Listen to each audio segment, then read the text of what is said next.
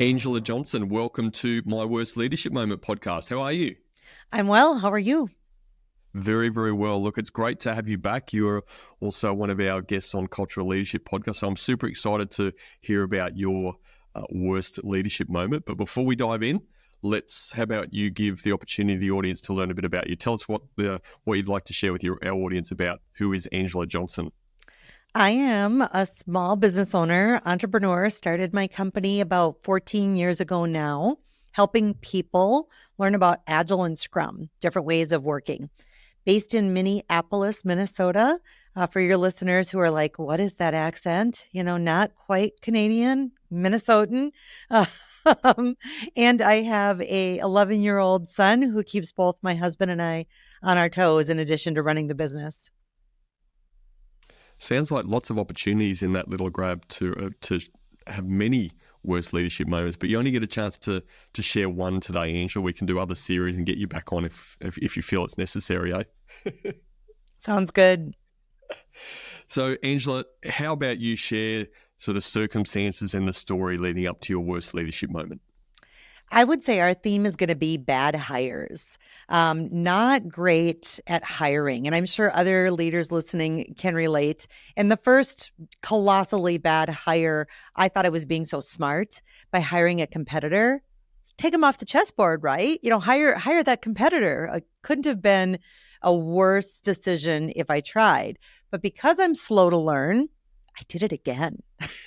I did it a couple of years. Oh, goodness. After that. And then very recently, the learnings came to fruition, and we did have a bit of a hiccup in a recent hire, but I had finally learned.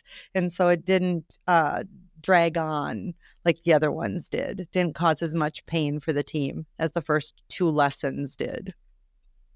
So before we dive into the learnings, we will certainly get there because it's an important part of any of this experience. What was the consequences of this bad hire, or should I say bad hires? There was a lot of similarities between the two. And so the common denominator, of course, is me. But what was scary to me is that the people in question used the same words, and they were really going after me. And they said things like, "You're not a leader. You don't have any followers.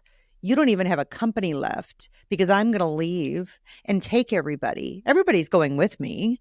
You don't have a company left. So, you better think about what you're going to do because you're over." What? And for a minute, when we get really negative feedback like that, we all start playing things out. Our ego takes over. That little internal voice takes over, grabs the steering wheel, and it's like, is that true? Oh my God, what if that's right? And that really lived rent-free in my head for a long time. It did a lot of damage, and it took a lot of self-coaching and help from a coach to say, let's look at the facts, shall we? Did anybody go with either of those people when they left? No, not one. Oh, did you lose a single customer when they left? Oh, no, we didn't. Did your business just crumble? Are you sitting in the corner crying because you lost your company? As a matter of fact, no, none of those things happened. So it really took some hardcore coaching to get me to wake up to the fact that let's look at the facts. We can all get wrapped up in the emotion behind some of these words and some of these things that other people sling our way as a result of a decision we made. Yeah, I'm the one who hired both of those people in question, but they did so much damage and created such a toxic environment. The right thing to do for the company and for the team I serve was to make the tough call to let them go. And what was almost validating about it was their bad behavior on the way out. The things they did say, even though all the shots were taken at me, right? And even though those shots did a lot of damage, it really made me think for a minute, was there any truth into the feedback? Was there any truth into the things that they were saying to me? And how early on in the hire were those sort of behaviors coming through? pretty early on. I would say almost like a month, 2 month. There's that little honeymoon period where there's a couple of weeks and everybody's on their best behavior. First month, everybody's on their best behavior, almost like the first, pay period kind of a thing. And then you start to see little cracks, little biting comments or passive aggressive kinds of moves and things like that. And so I always like to give people the benefit of the doubt. I always like to look at the circumstances and my own behavior in any situation. But I did, unfortunately, let both of those situations linger too long. In both cases, it was about a year and a half before really pulling the plug. I know, right? I said slow to learn, right? That's I said slow to learn. From other conversations I've had with you, I really thought you were smarter than that, Angela. I know, right? It's like my blind spot. And by the third, one I mentioned the recent hiccup, that was only like 6 months, 6 to 8 months. So I feel like I got better. I finally, recovered and looked at data and facts earlier, right? So I didn't let it linger as long. And we'll get deeper into the learnings, but maybe as a starting point of that is what was the thing holding you back? I mean, you're a very experienced person and you know these things, but there was obviously something there just holding you back from sort of pulling the trigger, for want of a better phrase. Yeah. The only thing I can chalk it up to is my own fear. What is the market going to think? What are my customers going to think? Who is going to do the work? Oh my gosh, I can't be everywhere at once. And I don't want to be embarrassed and call a customer up and say, so sorry, we have to move that training event, or so sorry, we have to move a coaching session, just all those fears. So rather than just dealing with it, because I can't be the first leader or company on the planet to be in a situation. I mean, even if somebody had quit, wouldn't a company have to say, oh, here's how it impacted the things that we have on our schedule. Here's how it impacted the business. We have to adapt. So the only thing I can say is it was my own fear, my own analysis paralysis in dealing with it, because I let all those what ifs percolate. And I wish I would have just bitten the bullet and done it sooner. And you are obviously in front of all of this passive aggressive and these poor behaviors happening internally. What did you find out, if anything? I assume that things were happening externally. There was an impact maybe on your client base or, the service that you're offering. Did you find anything out there? The good news is no. And the only reason I can say that was a blessing in disguise is that we're very customer facing. When you think about the things that we do, professional training, we're doing presentations, we're doing professional coaching. And so the good news is, the people in question were smart enough to not let any of the company's dirty laundry or any of the things going on within the team affect, how should I say it, their performance. Because I'm quite certain in both cases, because they wound up being competitors, they're still competing against me. Shock, surprise, yeah. They were looking at those very customers as, ooh, I bet you I could win them over and take them. So they didn't want to, look bad or look negative in front of the customers.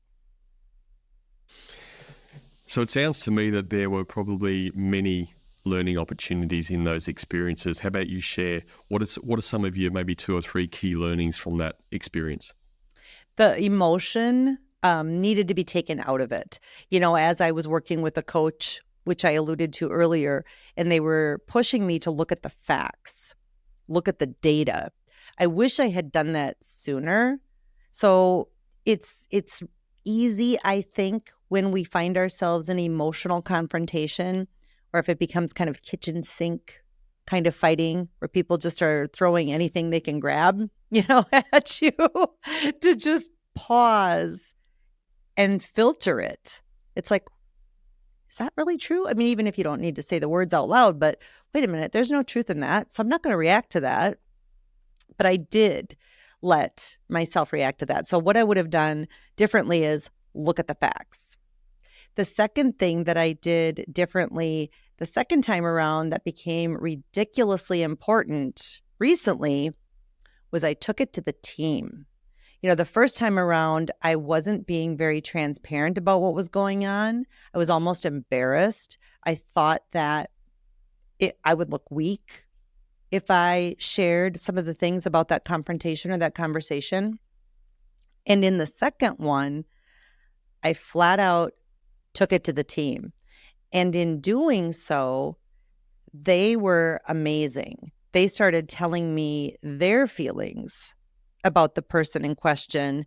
And I flat out said, if any one of you is making a case for why this person should stay on the team, I will make it my mission to figure this out.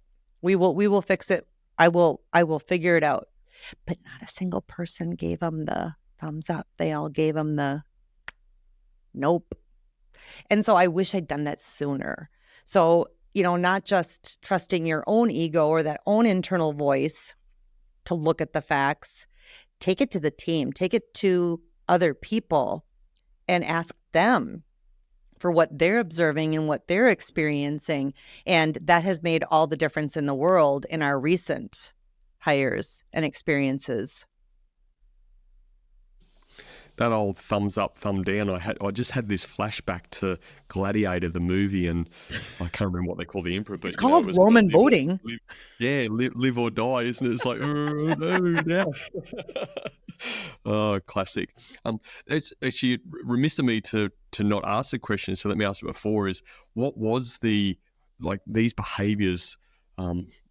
Terrible behaviours again that you put up with for quite longer than you should have. What was the impact on the team? What were some of the things they were saying that was impacting their performance as a result of these things happening? Really low morale. There were a couple of people that I felt were almost being used as the whipping person, the person that was getting blamed, or the person that was the recipient of a lot of the biting comments. I would also say avoidance. There was a lot of avoidance going on, to the point where I'm like, well, why is that person not participating in this conversation? Where are all these excuses to not show up coming from? And I do think there was a lot of unfounded fear as well, because when I did take it to the team on that second time around, I found out my bad hire had delusions of grandeur for carving out some sort of a leadership position that didn't exist in our small little company. We're pretty darn flat. And a couple people flat out told me, I will have no choice but to leave if this person does come into some sort of a management or leadership function. And I'm like, who's telling you that? There's no plans for that. Oh, well, they think there are. They're telling us that. So there was a lot of little damaging things, causing just poor performance, avoidance of each other, low morale, and really a lack of transparency. So how long ago were these experiences, Angela? Well, the first one was 10 years ago. The second one was 7 years ago. See, only 3 years in between. Told you I was slow to learn. The most recent one was just last May. And thankfully, it only lasted 6 months because I got smarter, took it to the team, had a one-on-one, and I focused on data with that person about their behavior. And every time they tried to deflect, we're not talking about the other members of the team right now. I'm talking about this behavior of yours. About you. We're not talking about me right now. We can make time for that in another conversation, but the purpose of this conversation is about these behaviors of yours. Oh, well, I'm going to fix it. I want to fix it. I said, great. I look forward to your plan for fixing it come Monday morning, because this conversation was around lunchtime on a Friday. Guess what was in my inbox bright and early Monday morning? Their resignation. I would have guessed that. And I was like, yes. For those on YouTube, for those just watching, listening to the audio, Angela's was doing the little claps there, the golf clap. Like, I love it when a plan works out, it's like just took care of it for me. Instead of a plan, I got a resignation.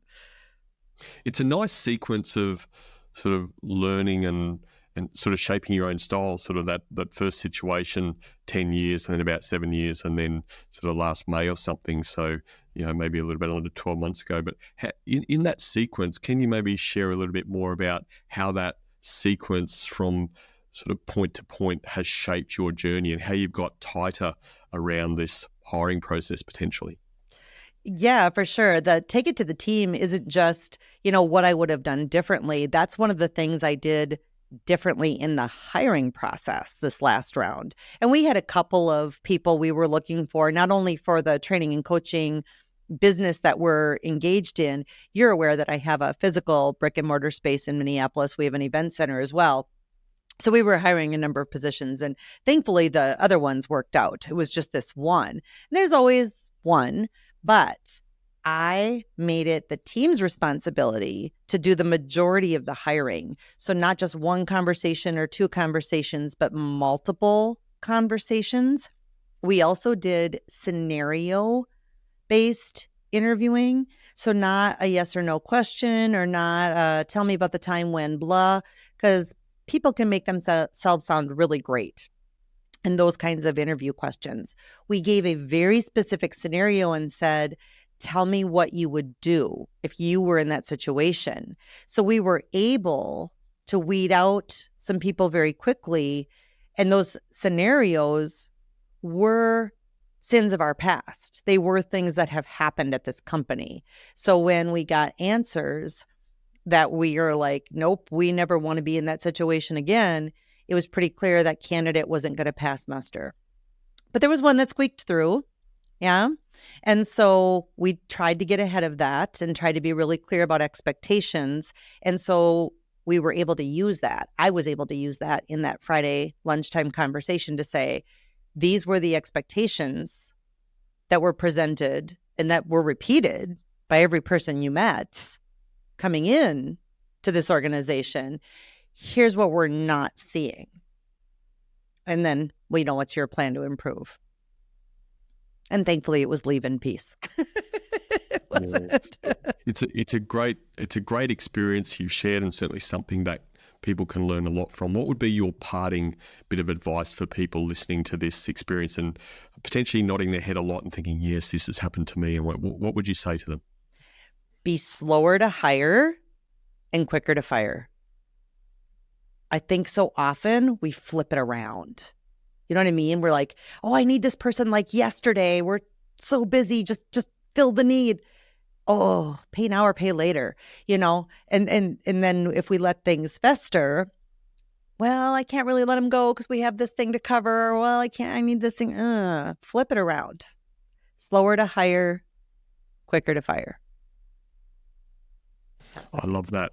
It's one of the two bits of reflection I've had from this conversation today is I just wrote down act quickly. So I 100% resonate with that bit of advice you give it. And the other thing relates to something you said a bit earlier. And again, I can't remember where I heard this, somebody told it to me or whatever, but talked about sort of feelings. We acknowledge our feelings, which is okay, but then go to facts and then use feelings based off those facts. And then you can sort of act quickly or make a next step. So Angela, thank you very much for coming on, for being vulnerable and sharing these insights. Again, unfortunately, there's, I can resonate with too many elements of what you're saying as well, as many, many leaders can. We've all made these mistakes. And unfortunately, there's no perfect hiring process. Occasionally, people slip through. But, if you look at it as a process, you can help that get better and better and better and work for your business. So thank you for coming on, being vulnerable and sharing your worst leadership moment. Thanks for having me back. Absolute pleasure.